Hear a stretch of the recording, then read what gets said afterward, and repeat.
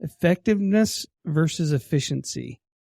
Have you guys ever thought much about those two differences? As we get into 2024 and we're getting ready to set our goals and plan what we want to do for this coming up year. Welcome to Adulting Decrypted. We are your hosts. I'm Gene, and I am starting my first year of college. I'm Ashton. I'm a music performer, composer, and educator. I'm Gideon, a high school senior. I'm Roscoe, the dad. Those are my three sons, and this is Adulting Decrypted, where we discuss ways to become adults and the things we need to know to be successful at life. An interesting situation happened tonight as we were coming home from a pirate ship. We went and saw it. We were on a pirate ship tonight. Arg. We were still in Cabo. So the question that I had asked myself on our walk home, there was two ways to get home. Well, there was three ways to get home. Probably. We could have taken a car. We could have rented a taxi. How else could we have got home? Could have rented a private jet. Swam. Okay, there's more than three ways we could have got home. Okay, there's three obvious ways we could have came home. One, we could have taken a car. One, we could have walked on the main roads. Or third, we could have walked on the beach. Mm-hmm. Which way did we choose to walk? I believe we chose to walk on the beach. Okay, so that brings up the topic for today that I'd like to discuss. Effectiveness versus efficiency. Have you guys ever thought much about those two differences? As we get into 2024 and we're getting ready to set our goals and plan what we want to do for this coming up year. Gene, you're starting college. Exciting time. Ashton, as you're running your drumline programs. And Gideon, as you're getting ready to finish your senior year. Thinking about effectiveness versus efficiencies. I've thought about this a little bit, so I'm interested to hear your take on it. But for me, the main time I started thinking about it was on my missionary service.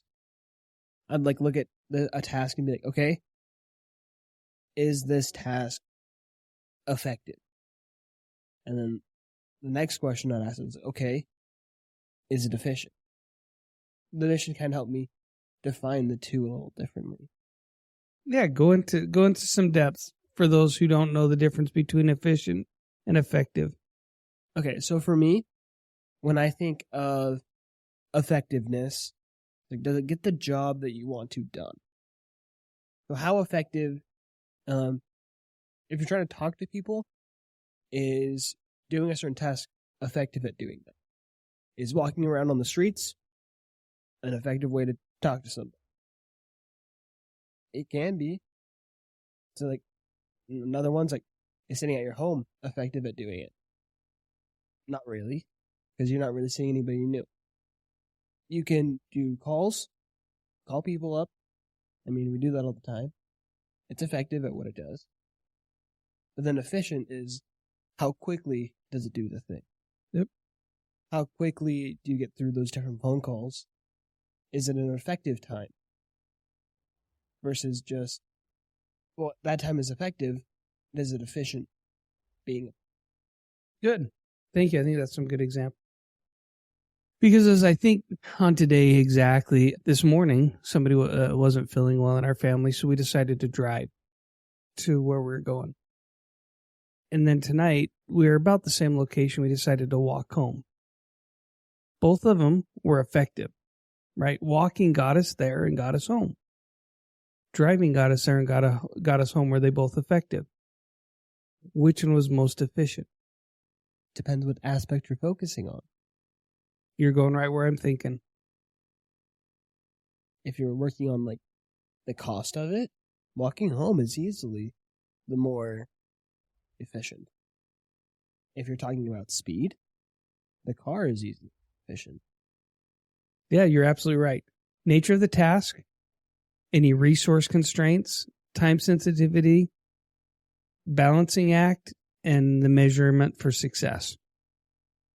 I know that feels like a lot when you're looking at a decision, whether am I going to make an effective decision or if I'm going to make an efficient decision. Sometimes they don't have to be mutually exclusive, ironically enough, right? In my business world, my goal has always been to focus on efficiencies. It's like, how do I do that same thing faster? How do I get there faster? How do I get it done faster? But what I forget is sometimes I have to be the effective. Is it effective? Especially as it pertains to people, right? If I wrote you an email or a text, Ashton, is that efficient? Yeah. Is it always effective? No. Because I suck at texting. Please call me. Well, that's the point I'm driving at on that, right? Yeah. So the nature of the task. Yeah. So when do you prioritize effectiveness? What task would you think, hey, I really want to be effective at this?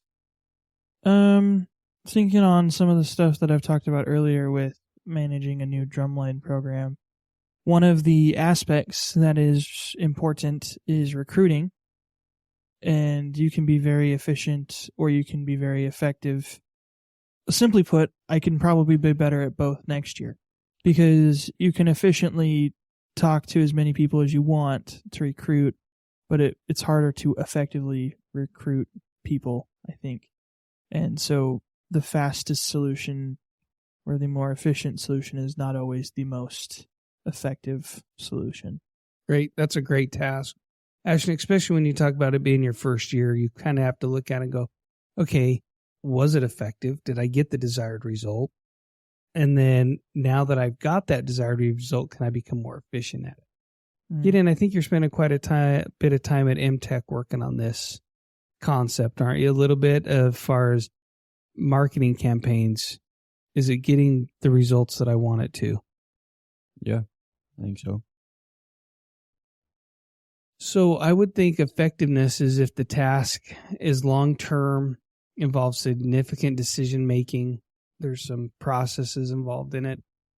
But then efficiency should be done for routine tasks or processes. Efficiency actually becomes critical on some of the stuff we do on a daily basis. Based on time, 1 minute shower is probably pretty effective and pretty efficient. Yeah. But do you always want to make that task just a task? No, because sometimes it's about the experience. At least I know sometimes for me, it's relaxing to be in the shower, and I'll just like sit there and be like, and then I can let my mind wander and think about things. That's right. And so then it's effective, but for a different purpose. That's right. Because it helps you sometimes with the mind unwinding, right? That's when you pull out the earbud and instead of listening to music in the shower or listen to something else, you might let your mind drift and you come up with new ideas, new concept, new ideas. Okay, good. Any other thoughts on the tasks, nature of the task? Was that pretty clear? Like tonight, the nature of the task was what? Get home. Was it, or was it spend family time? It's both. So, Because we did want to end up here at the end of the night. agreed. But we didn't have to prioritize efficiency. No. Right. But the process was still effective. Yeah. We still got home, to your point, Ashton. We're not wandering on the beach. Well, and I think another way to think of like the tasks is like, how dirty is your laundry?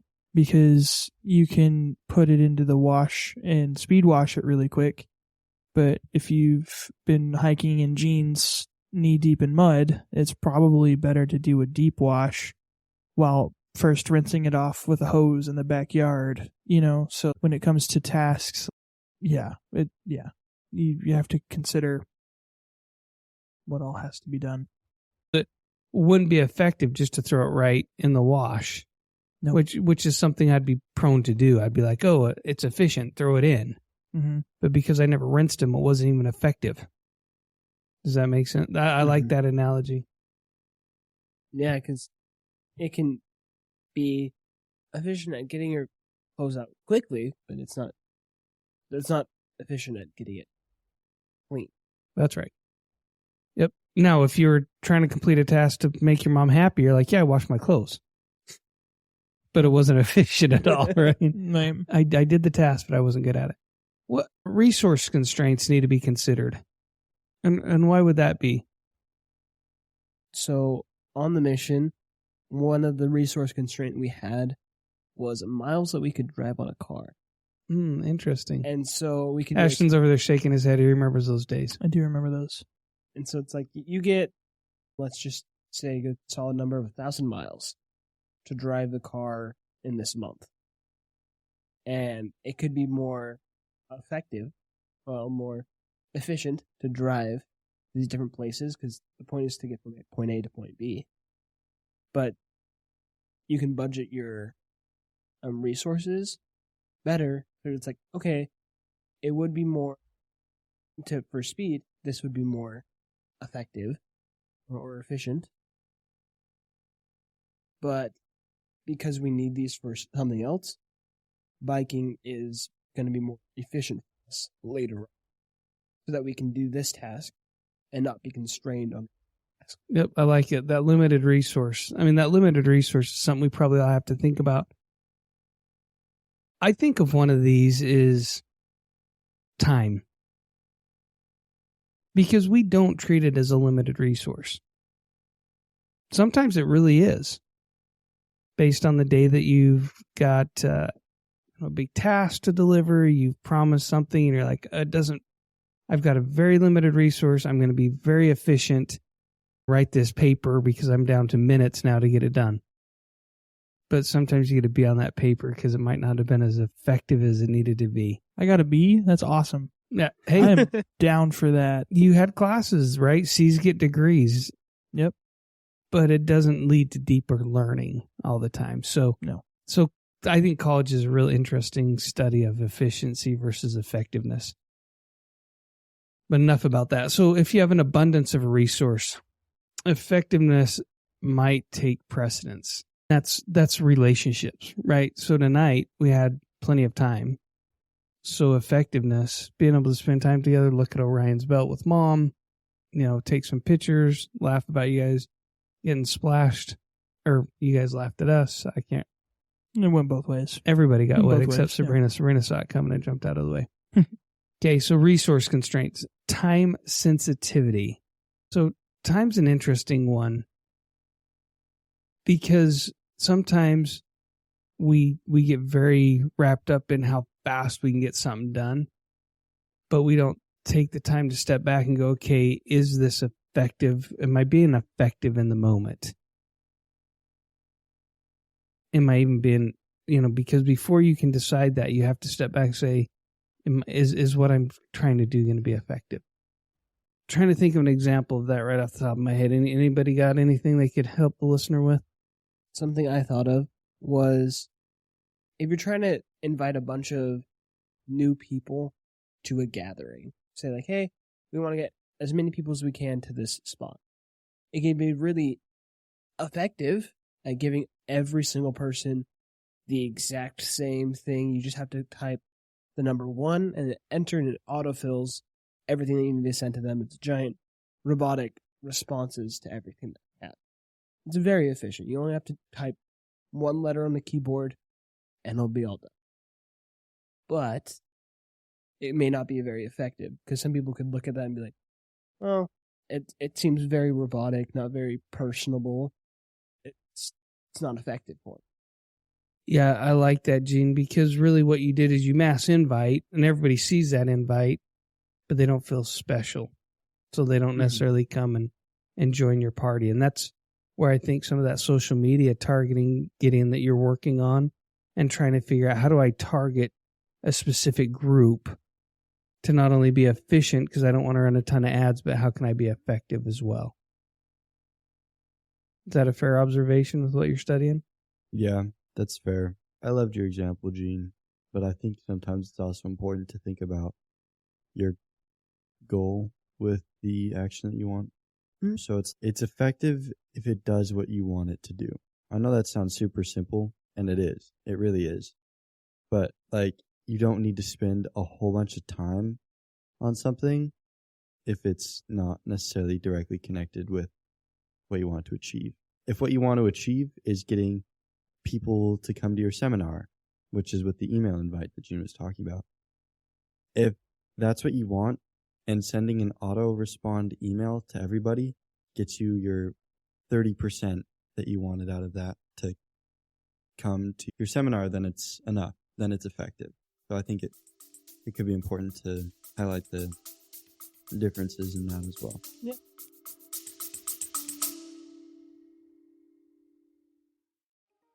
Hello. If you're listening to this right now, that means you're currently listening to an episode of Adulting Decrypted. And let me just say thank you.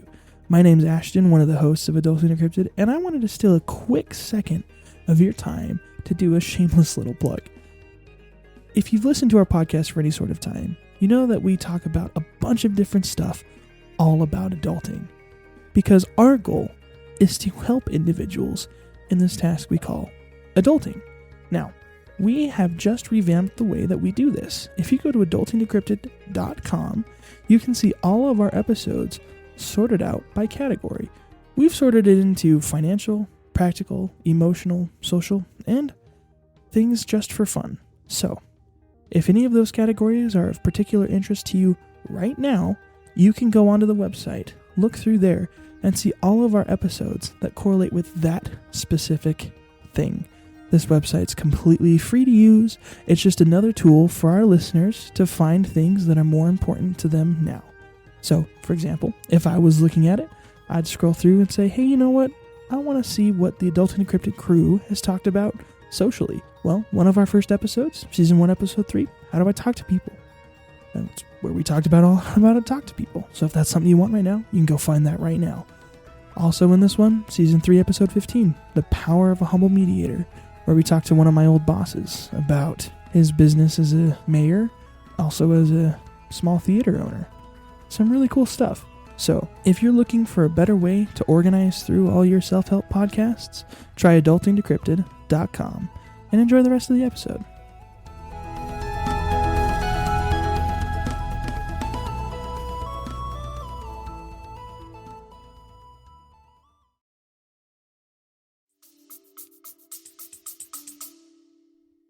And getting and that leads into what we want to talk about is that balancing act, because both are a lot of times necessary, right?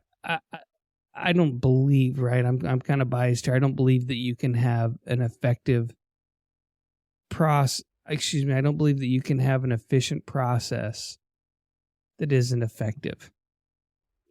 Because in a business, if I built an efficient process, but it didn't lead me to what I wanted it to, then is it really an efficient process, or am I just wasting more time? Is that where you're leading with that? I have a story for this. Please. It's very short. I was the most efficient mopper at Water Garden Cinemas in Pleasant Grove when I worked there. Only after I had quit and to go to school, and I come back and visited and was saying hi to all my manager friends, did one of the managers be like, bro, no one's allowed to mop like you. And I was like, why is that? He's like, because you always got done so fast, but there was a reason why. Because I had figured out how to dunk the mop and mop basically half the theater, 3 or 4 rows of the theater without having to re-dump the mop. Because if you don't wring it out, you just go across that top row, the water starts all going downhill. And so you can get through 4 or 5 rows really, really pretty quick. And I had a pretty good mopping motion. So I was very, very efficient at it. But he didn't let anyone else mop like that because they'd prefer people just to take forever, I guess. I don't know. But really, was it effective? Did it get the SKU off the ground? I think so. There was a couple opportunities where people disagreed. In his view, you might have had an efficient, and you were saving him money, Right. but you weren't necessarily effective. Right. Good example.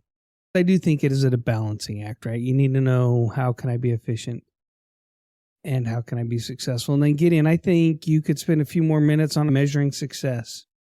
Give us some thoughts on measuring success.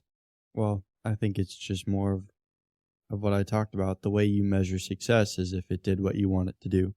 Shout out to Alex, my marketing teacher, because that's really the whole basis of marketing.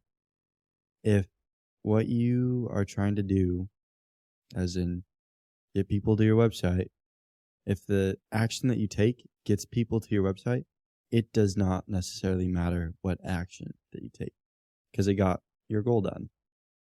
So What was your... I would consider that to be an outcome focused metrics. Yeah, you're that's fair. looking at an outcome. Like, what was my outcome?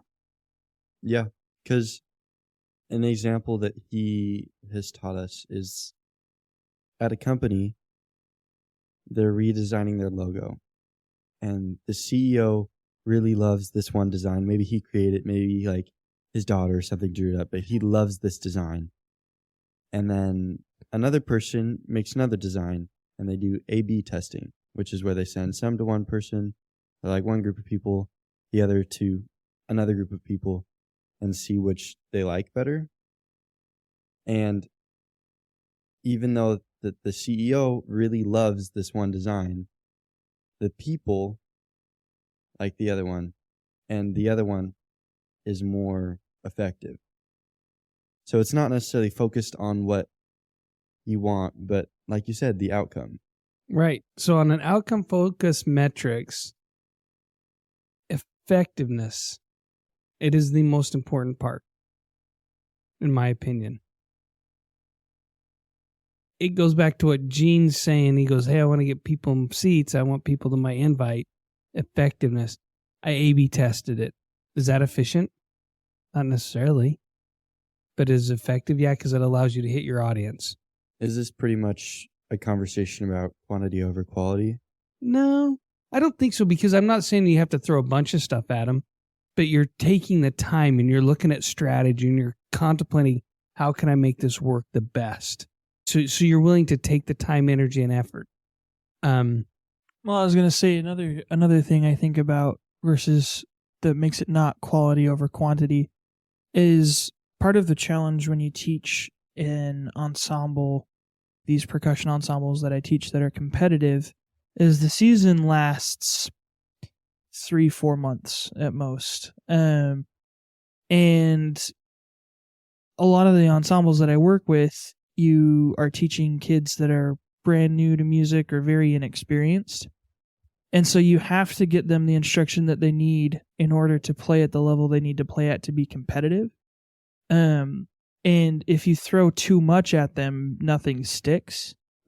If you give them all this amazing quality, like deeply thought out, slow taught instruction to be very effective, you're not going to get far enough to get where you need to be. So you kind of have to find the balance between what's the most effective instruction I can give in the most efficient way so that I can merge these two ideas. In college, we spend forever talking about like the deepest technical, how do you play this thing? What's happening to your pointer finger as you're playing this, whatever the heck. And when you go to teach high school kids, it's what is your hand doing to hold the stick? Great. Think of it in 2 parts rather than, all 5 fingers sort of stuff.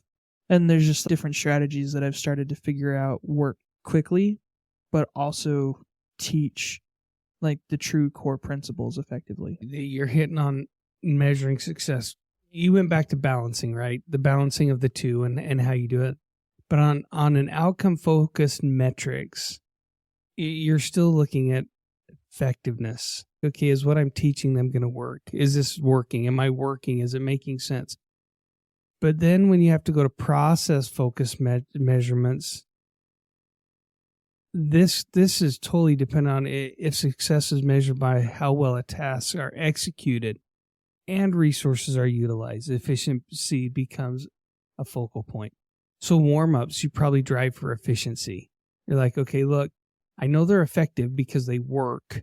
Now how fast can I get it done? Can I get through my warm-ups in 5 minutes, 10 minutes, 6 minutes, 3.8 minutes? Drill that to where you go, okay, now I've effectively used my time. We're not wasting time in between examples. We're not wasting time in my cadence. We're getting started. Now I can go to the outcome-focused metrics, which is where I can teach them and take the time to go through the effectiveness. So getting your point on the ABC testing and some of those processes, you're going, hey, it's going to be effective when we launch it. But then when we're ready to go through and just deliver that, we're going to fly through this, and we need to make sure that we utilize all of our resources. We need to hit all of our links. We copy and paste what we can. We modify very little, right? We blitz this out. Is that clear to you? Does that make a little bit more sense as we've talked through it? Yeah, I think so. And then the human side is always an interesting part, because I truly believe that the human experience, there's time that efficiency matters, but I truly believe that effectiveness is the most important part. As you're working on your relationships into 2024, it's not all, and I'm guilty, right? How many texts have I sent you guys that was just garbage? I mean, maybe one? Maybe two at most.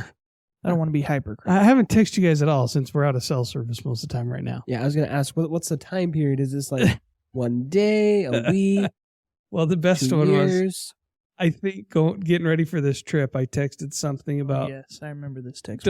no family gifts. You were telling us not to do family gifts. Yeah, but the way I wrote it is pretty comical. Atrocious. This is what I wrote. Hey, I was thinking no family. Yes, because we're in Mexico. Is that what everyone's thinking? Then we can just do nice stuff for each other there. The last sentence was great. And Sabrina said, what do you mean by no family? I still want to keep my family and hang out with you guys. And then Mom, in one sentence, solved the whole problem. He meant no family gifts for Christmas. Effective and efficient is what Mom delivered on that. So sometimes you have to stop, take a breath, think about effective and efficient to be successful. Those points, it's about not just is it effective or efficient in one of the areas. You want to see how efficient it is in pretty much all of those areas. Is when it gets to some of those more real life things. Say it's just a sheet of math homework. You could do it as efficient as possible. Just have like a huge screen with a bunch of different answers on it, and then just write it out and be like, boom, it's done. But it wasn't really efficient at helping you learn it. It wasn't really efficient saving the resources to help you actually learn. And so it really balances out. Okay, yeah, it was efficient in this small, minuscule area, but it wasn't really efficient. Which goes back to how you measure the success, which goes back to the balance, which means time and resources. Thank you, Gene. Thank you for listening to this week's episode of Adult and Decrypted. We really enjoyed having this week's conversation, and we hope you did as well. If you ever want to comment on the topics, you can send us a message to our website, adultingdecrypted.com, our email, adultingdecrypted@gmail.com, or through our Instagram, Facebook, and LinkedIn accounts at adultingdecrypted. If you have any topics for the show that you would like us to talk about, or if you are a parent and want us to talk about something your kids should know, send us a message on any of the accounts mentioned. If you would like to be a guest or have an idea for someone you think we should have on our show, feel free to send us an email detailing your thoughts to adultingdecrypted@gmail.com. Adulting is teamwork. We have merch. If you want to show off your Adulting Decrypted pride, check out our website, adultingdecrypted.com, or our partner website with shop.spreadshirt.com/adulting-decrypted. Lastly, if you enjoyed the show, please consider supporting us on our Patreon at Adulting Decrypted. Along with the benefits that come with our Patreon, and trust us, there are some pretty good ones in there, you will not only be helping us continue in the effort to make great content, but you will be part of a community of individuals all trying their best to adult. We appreciate you listening, enjoying, and leaving your positive reviews. Now, the special song from Gene and Gideon.